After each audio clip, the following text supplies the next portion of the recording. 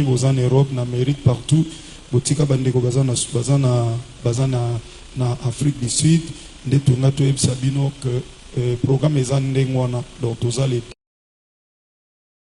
dimanche le 19 janvier oyo et tozana de 17h à 20h à cause de la foi na Cape Town kuna na église na biso ya assemblée dédiée et Rema Church donc tozana pasteur Kinzola Even de tosa musala kuna je bénis blessing moi na biso muke blessing oyo ausala la biso banons nzambe abomba mwana wana asala la biso ebola mo ebele fieti na biso zoloba bien nzamba pambola bino donc ndeko nyonso ya Afrique du Sud yeba que programme est confirmé pour le 18 puis le 19 samedi et dimanche na 17h na Cape Town. Pour beaucoup plus de précisions au monde en affiche wana donc numéro est pasteur Even Kinzola ou bengi pasteur Even nde ozuba contact pour na ba précision kuna na Cape Town et pas torozala samedi et dimanche bande nyonso wana posa na Afrique du Sud il y a ba t-shirt oyo merci mais dès faut mon maman secrétaire pour na tikeli nos message merci na bande nyonso wana posa boza na biso na teni à cause de la foi ndenga na zana ngoboye donc wana obenga pasteur obengiye awebande. Hello blessing, what happened? Hello everyone, let's come together on the 18th and 19th of January to celebrate our pastor De La Foi. He's coming here to Cape Town. We call upon everyone to come to church in Goodwood to pray together. He's going to be here. It's going to be a lovely time. We're going to enjoy ourselves. We're going to listen to preachings and everything. We call upon everyone, moms, dads, all the young kids to come on the 18th and 19th, Saturday and Sunday. It's a 2-day event. Blessing, okay wapi. Nakesa melana pasteur De La Foi. Pasteur De La Foi yo monite. Papa, mama ba ebele to sambele longo. Shalom, people of God, I greet you in the name of Jesus. We are having a crusade on the 18th and 19th of January. We are also selling t-shirts. If you want, you can call us. We are village. God bless you all. Because of faith, we invite you all. Because of faith, we invite you all.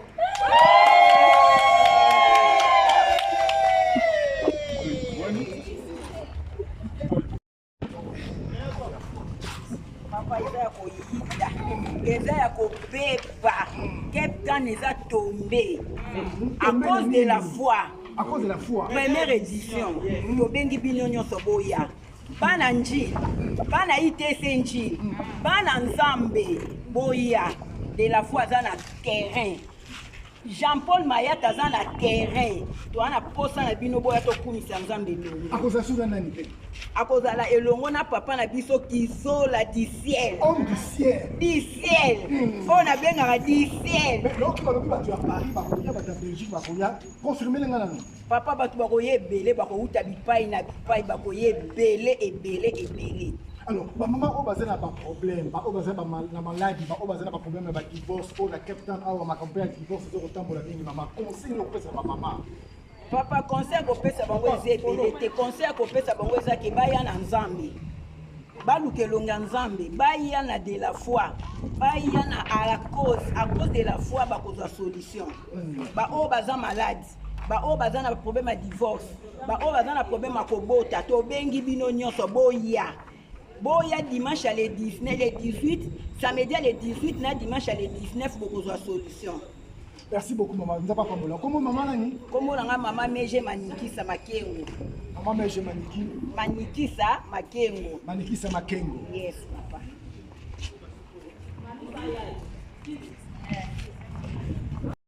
Pasteur, azana biso longo pour la coopérative, il y a événement. Maman Gisèle Kizola. C'est là, pasteur Jean-Paul Mata Koya, maman. On a un message à pour maman, il y a ma soeur, là-bas toujours dans la capitale. Il s'agit de événement où il y a à cause de la foi. Il y a Topamboli Nzambe pour la journée ou événement ou puisque eza ebandeli année tozo kota ya kuna makambo malamu yango tozo pambola Nzambe à cause de la foi. Donc, année où ils ont année à percer. Donc, par la foi, ils ont percé. Donc, c'est un peu c'est l'eau dans le bas. Merci. Alors, pasteur Jean-Paul Mayata a causé la yémo côté, a zappé Namosena Nzambe, ou Tolusu no soa na Cape Town, ou Batou Soba Lingaka, ou Batou Bakindaka, yo se repé Moko Sumaka yémo longa ni na ye. Alors, c'est biso pe, vous avez combo pe ya, ou à tester. Il y a tous un organisateur, il y a Makamoyo, les papas qui sont là, les deux qui sont là, du ciel, Moto Zamba Benga, Takala. Donc, tous un aïe, à vous allez moto dans le papa de l'encore. C'est un peu ça, merci beaucoup, maman Gisèle. Merci beaucoup. Zambé a pas la bino to bengi bino ebele. Nazo bengi sa maman pasteur nyonso ya Cape Town. Maman pasteur ici ko zali to bengi si yo to za na Goodwood. To za na Goodwood na Goodwood Street na numéro 19 to za wana to bengi bino nyonso ba mama ya OMPC, ba mama pasteur nyonso ya Cape Town to za wana boyo kambela o bozanga te. Zambé ya lola apambola bino.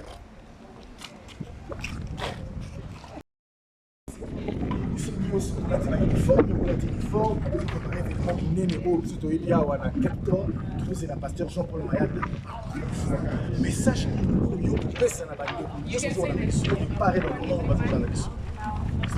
bonjour, shalom, peuple de Dieu, partout ici, toi pour salir. Vous avez vraiment un sengo ya koyamba, l'homme de Dieu, pasteur de la foi. Malobi Cape Town a fait, du jamais vu. Première édition à Cape Town. Nazanga, t'es événement boy, quand à Cape Town. Balobi pe batu ya Paris bakoya, batu ya Belgique bakoya, batu nyonso o batali ya Libanda pe bakoya. Est-ce que capacité na ça batona na cadre de sobo mo batona? Yeah, avec Jésus tout est possible. Rien n'est impossible à Dieu. Balobi bana Belgique bakoya, bana Paris bakoya. It will be for the first time in Cape Town. Cape Town, we want us to invite you. So next to me, there is some sister who want us to say something about the event will happen here in Cape Town. So my sister, I want us to tell me, to tell those people who are watching us here, just what really happened in Cape Town, because I saw the pictures and so everybody are so excited. What's happening? Hello everyone. We will be having a 2-day event here in Cape Town. A Cause de la Foi, our first annual in our first edition of A Cause de la Foi, along with Pastor Jean-Paul Mayata and Pastor Bishop Kizola. You are so young, but you are so interesting to come. So what about those young who are around the world? Do you have any message to tell them? Yes, I can only tell them to come and praise God and worship together. With all our problems, you can just come. Yes, so I just come back to my sister. So would you really invite to come, especially those young people who have like as youth, who they have a lot of problems? Well, honestly, I don't put an age on it. I invite everybody to come, whether you're young or old. Everybody should come because praying doesn't have an age. We're currently here at the venue. This is where the event will be happening. It's a 2-day event. It's going to happen on the 18th and 19th of January. This month, I call upon everyone to come because it's Cause de la Foi. Yeah, Cause de la Foi. And the address, you have an address yes, we can just invite people? Yes, we do have. Our address is on the 19 Church Street, Goodwood, Cape Town. 19 Church Street, Goodwood, Cape Town. So we invite you all to come. God bless you. And also, if you need a T-shirt, you can just call us. Our number will be there. So just call us for the T-shirt. Spell the number, please. Spell the number, please. The number? The number is 074. Blessing, okay, wapi. La Cause de la Foi, so ya boye bele.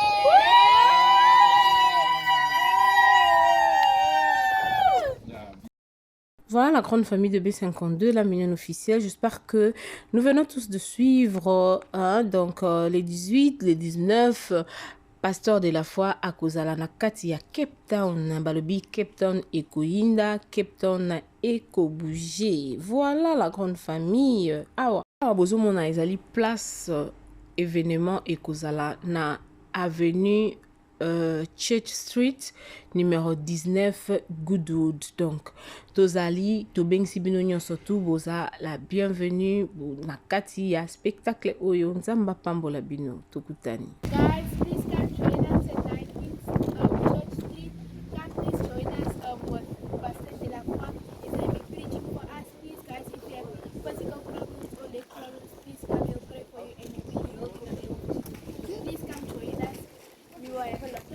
with you, dance, singing with lots of people. Please don't miss other people from Paris, Congo, and from my streets of coming. Please come join us. Come join us at 19th Street Church in Kudu. Please come join us. We're going to be here with Pastor De La Foi and Bishop Neben Isola. We want to invite you from Joburg, Durban, Kudu, wherever you are, please come join us. We would love it. And if you have physical problems, health problems, skin, please come join us. You'll be healed in the name of Jesus. Thank you for listening to me. Bonjour, bonsoir.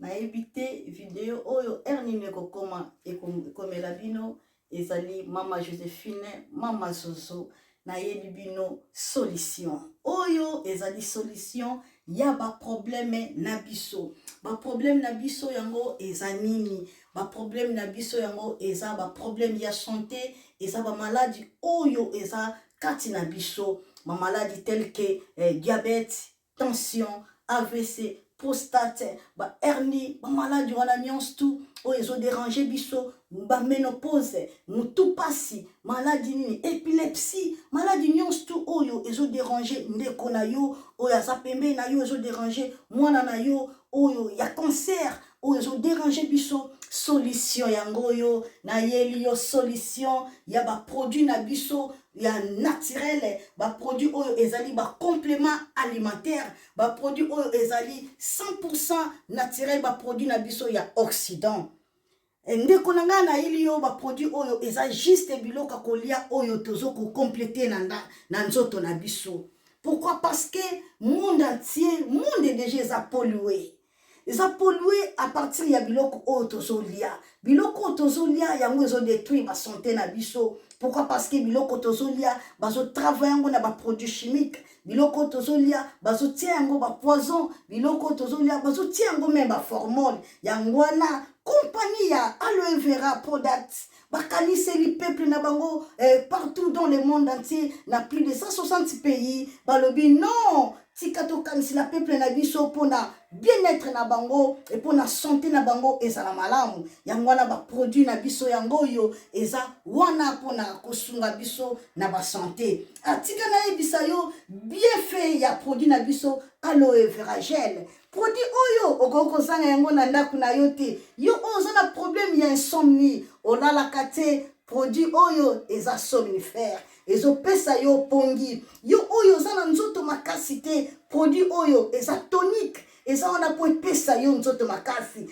Yo oyo za na ba toxine na nzoto na yo. Produit oyo eza détoxifiant. Eza ko détoxifier nzoto na yo. Eza ko purifier makila na yo. Eza ko sukula ba veine na yo. Produit oyo ezana ba bienfait ebele. Produit oyo ko soigner pour l'estomac. Produit oyo ko soigner pour la constipation. Produit oyo eza produit moko eza ko sunga système immunitaire na biso. Yango wana ndeko yo ko zanga ba produit oyo te pour la santé na yo. Santé ezana prité. Santé ezana prité. Yango wana somba produit oyo soki omilingaka pe olingi libota na yo, olingi mobali na yo, olingi bana na yo, te okoko sanga produit oyo te, yango na yo ko présenter yo produit ya aloe vera gel. Yango soko lingi kozwa yango lolenge nini? Contactez Maman Joséphine na plus 44 79 853